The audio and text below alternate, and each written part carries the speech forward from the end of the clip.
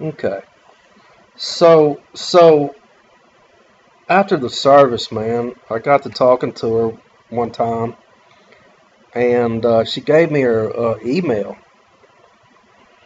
and I wanted to follow up with her and told tell her that we really enjoyed her coming, and we wanted her to come back, and we enjoyed, you know, her and her friend, talking to them and fellowshipping with them, and we really liked them and stuff like that.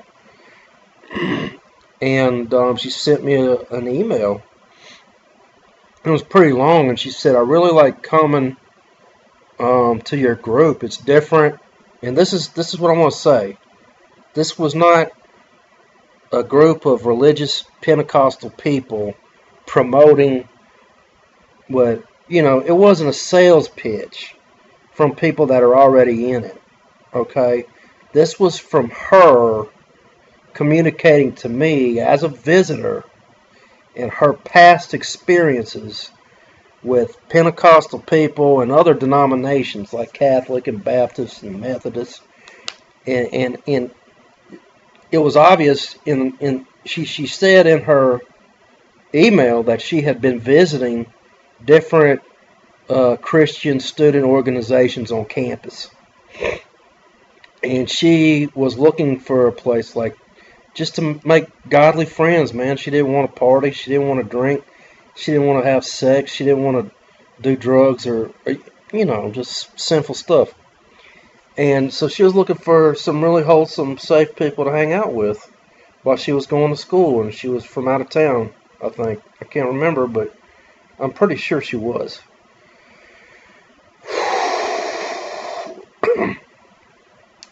So she said in her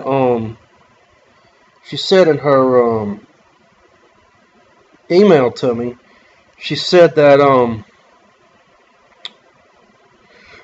she said there was a difference, that it was a tangible, obvious difference between our group and our little worship service than the other Christian organizations on campus. She said the main difference she felt was the power of God was so strong and beautiful in that service. And she said it was fulfilling, and it made her cry. She had tears, and the Lord was dealing with her. And she said she didn't feel that when she would go to other Christian organizations. And she said another apparent factor was all the college students that were in these other organizations. And I'm just going to say it, man. People can hate on me if they want, man. But I mean, she's going to the Baptist Student Union. I think she hung out at the Wesley Student Union, which is I think has Methodist maybe. And she said we were actually holy. We were actually living the Bible. We were actually doing what the Word in the Bible says for you to live. We were living like the Word was saying to live. And it wasn't white knuckle. It wasn't taxing. You see what I'm saying? It wasn't some type of, thing that we had to accomplish in our own human flesh and human strength. And she said we didn't cuss. She said we didn't get drunk on the weekends. She said we didn't talk about, having sex. I mean, they were doing that crap in the other student organizations. I mean, and basically it boiled down to the fact that she said she couldn't tell the difference between any of those people and the people in the world. There was no difference whatsoever. Okay, but there was a contrast like night and day, darkness and light. You see what I'm saying?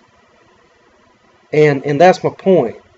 When you obey the gospel according to Acts 2:38, there is an actual transformation that takes place. You go from night to day.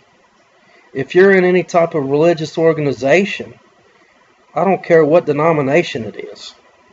If there's no difference between the way you were before you got saved and after, or very little difference. I mean, I was in AA, man, for for about a year, and I quit drinking, man. I did. I was going to AA meetings, dude.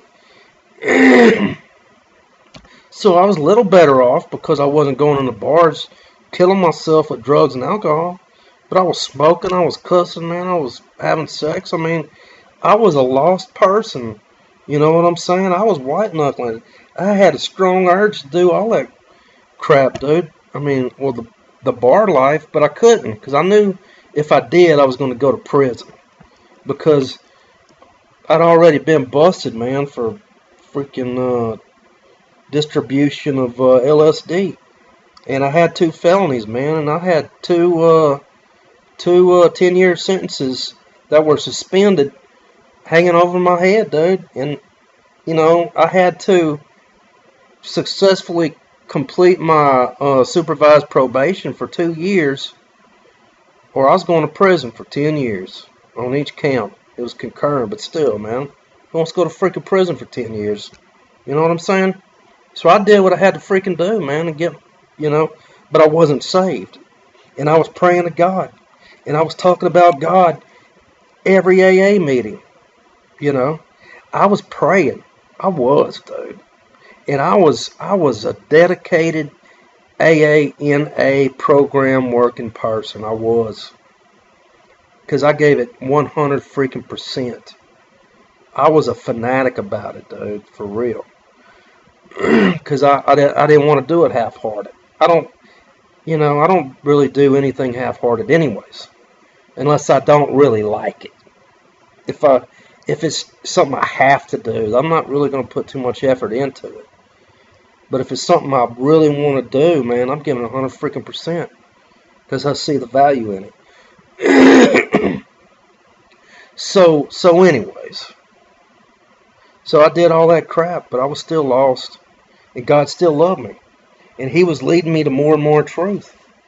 And eventually, man, I got born again according to Acts 2:38. And so, according to that girl, man, that's where those people on campus who claim to be Christians were living. They were cussing, they were talking about partying and getting drunk on the weekends, smoking, you know, having sex, all that crap. So what's the freaking difference? There is no difference. It exists in your own brain, and that's a deception. So really, I think that's the meat of what I want to say, man. There is a very specific way to be born again. And once you're born again like that, you're going to freaking know, dude. It's like I said, it's like night and day.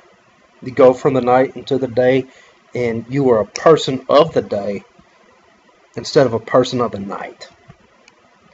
You see what I'm saying? And what else? And so really, I guess her thing is when she compared those people to the world, it was like night and night. It wasn't night and day. It was night and night. So you have to be born again that way. And I have a friend, man. When I was in the world, dude, let me make another video. I am.